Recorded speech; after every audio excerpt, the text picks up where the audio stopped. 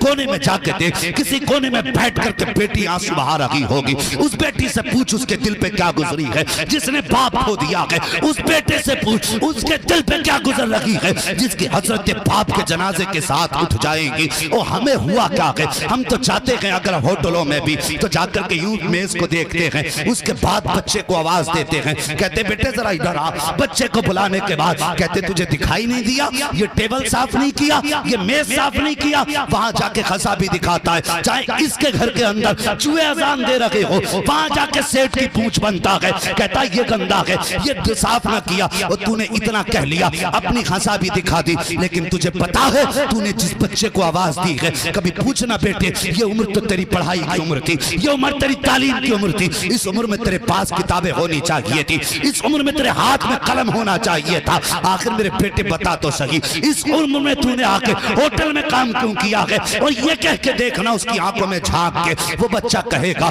मैं भी चाहता था स्कूल जाता, मैं भी चाहता था मदरसे में तालीम हासिल करता, मेरी भी ख्वाहिश थी कि मेरे हाथ में कलम होता, मैं भी ये चाहता था कि किसी के झूठे बर्तन न धोऊं। लेकिन जिस दिन बाप का जनाजा उठा, मेरी माँ ने कहा बेटे बस्ता रख दे, अब तेरी उम्र पढ़ने की नहीं रह गई है, देख बहन बड़ी हो गई है, अगर ये घर से बाहर जाएगी हमारी इज्जत चली जाएगी, इसलिए लखते जिगर जा कहीं जाके काम तलाश कर ताकि तेरी बहन को और मुझे इज्जत से घर में बैठ के रोटी मिल सके। वो बच्चा तुझे बताएगा मैं भी पढ़ना चाहता था, लेकिन यतीमी के दाग ने मुझे मजदूरी पे मजबूर किया है, मेरा भी बाप होता मैं भी कलम चलाता, लेकिन जिस दिन से बाप गया है माँ ने उस दिन से काम पे भेजा है, और जब शाम को 150 लेके जाऊंगा तो या तो इससे राशन आएगा या मेरी माँ की दवा आएगी। और यार तुम जाकर के कहते हो ये टेबल साफ ना की, ये तूने बिस्तर साफ ना किया, ये कुर्सी साफ नहीं की। जब तुम बच्चे को डांटते हो तो तुम्हारी डांट उस वक्त सिर्फ डांट होती है,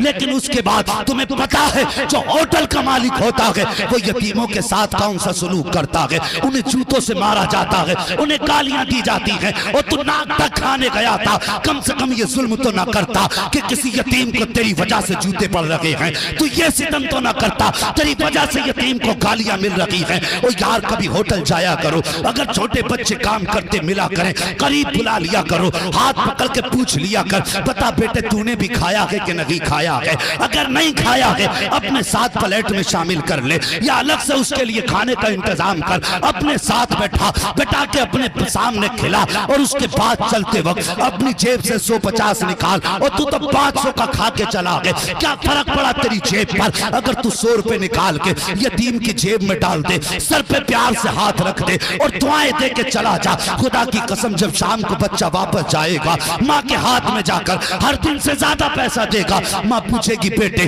तेरी मजदूरी तो 100 रुपए थी, बताइए आज 200 कहाँ से लाया है? यतीम बच्चा रोएगा, कहेगा माँ बाप तो न था, लेकिन एक बाप का जैसा प्यार लेकर के आया था, जब उसने सर पे हाथ रखा था तो ऐसा लग रहा था जैसे बाप ने शफकत से हाथ रख दिया है। अल्लाह अकबर, कहेगा माँ वो प्यार भी दे के गया है, पैसा भी दे के गया है, और तुझे पता भी नहीं है, तू सोच भी नहीं सकता जब बेवा ये जुमला सुनेगी खुशी में हाथ उठ जाएंगे और कहेगी या अल्लाह जिसने मेरे बेटे को खुशियां लौटा दी हैं उसकी नस्लों को आबाद कर दे, खुदा की कसम अभी हाथ नीचे नहीं आएंगे, खुदा की रहमतें तेरे घर में पहले उतार दी जाएंगी। सोचो कितना बड़ा भाव है यतीमी का, कितना दर्द होता है उन लोगों को जीने में जिनके सर से बाप का साया उठ जाता है।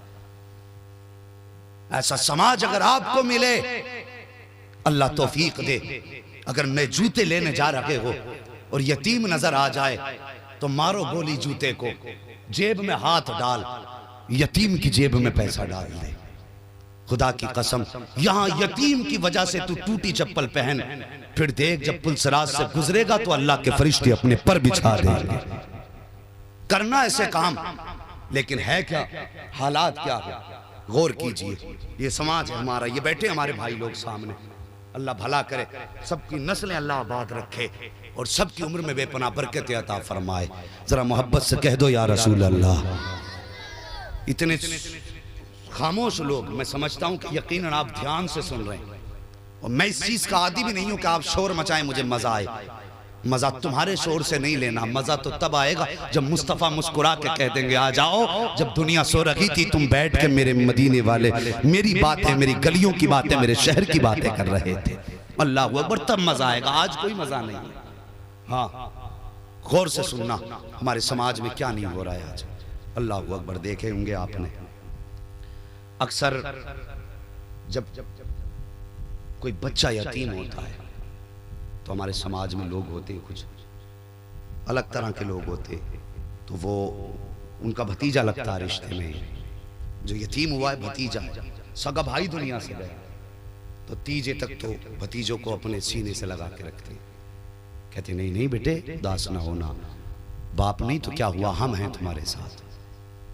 तीजे तक बड़ा प्यार देंगे, क्योंकि तीजे तक अक्सर मेहमान आते जाते रहते हैं, आते जाते रहते ना 3 दिन तक। तो लोग तो दिखाने के लिए भतीजों को सीने से लगा के रखेगा, और 3 दिन के बाद फिर भूल जाता है कि मेरा भतीजा किधर है, मेरी बेवा भाभी कहाँ। फिर अपनी मस्तियों में मस्त हो जाता, चूर हो जाता अपनी खुशियों में।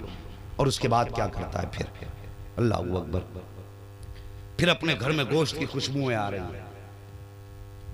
उधर यतीम के घर ईद के दिन भी गोश्त नहीं है। ये हमारा समाज है, ईद के दिन भी गोश्त नहीं है। अगर किस्मत से बकरा इसने काट लिया तो ये नहीं देखेगा कि मोहल्ले में गरीब कौन है, कौन ऐसा जिसने जिंदगी में कभी बकरा नहीं खाया होगा महंगे की वजह से। ये नहीं, ये देखेगा वो कौन लोग हैं जो हर 8वें दिन बकरा खाते हैं, उसके यहां भेजता बोटी छांट के, जो हर 8वें दिन बकरा खा रहा है। और यार जो खा रहा है उसको तो अल्लाह दे ही रहा, कम से कम आज उसके दस्तरखान पे बकरा भेज दे जिसने कभी खाया ही ना हो। फिर देख अल्लाह की रहमतें कैसे उतरती हैं। तो हम दुनिया को खिला देते, उस दिन भतीजे भूल जाते हैं। होगा कोई रिश्तेदार, वो कितनी बार ऐसा भी होता भाई, कितनी बार ऐसा होता है। अगर अपना बच्चा कोई अच्छी चीज खा रहा है या गोश्त खा रहा है या अच्छा खाना खा रहा है, और भतीजा अगर यतीम सामने से आ गया, इशारा करके कहता अंदर चला जाओ, वो देख तेरा भतीजा भाई आ रहा है, उसकी नजर लग जाएगी, ये कह के अपने बच्चों को अंदर डाला जाता। चाहिए इसके सामने मत खा, हटना यहां से, वो देख लेगा। ओ भाई, कयामत की निशानियां पूछने वालों, अगर यतीम भतीजों की नियत पड़ने लग जाए खाने पे, तो समझ लेना कयामत सर पे आ चुकी है। आज कहां गया वो प्यार जो रिश्तेदारों को दिखा के बड़े बड़े दावे किए थे? कहां है वो मोहब्बत जो रिश्तेदारों को दिखा करके बड़े बड़े लंबे लंबे नगमे अलाप रहा था कि नहीं खुद फाके रह लूंगा, अपने भाई के बच्चों को नहीं फाके से सोने दूंगा। एक बार भी पूछा जाके कि तुम्हारे घर से आज धुआं क्यों नहीं उठा, तुम्हारे घर से आज घर के खाने की खुशबू क्यों नहीं आई? पूछा कभी? ओ यार, हम उस समाज में रह रहे हैं आज जिसके अमीर चचाओं ने गरीब भतीजियों का जीना हराम कर दिया।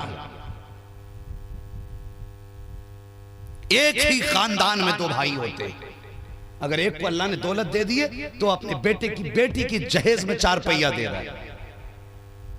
तू 4 पहिया दे रहा, पलट के भी तो देख तेरे पड़ोस में तेरी भतीजी गरीब बैठी है, क्या उसके बाप की भी औकात है वो 4 पहिया दे सके? अगर देगा तो कहां से देगा? तू अपनी नामवरी के लिए अपनी भतीजी का जीना हराम कर रहा है।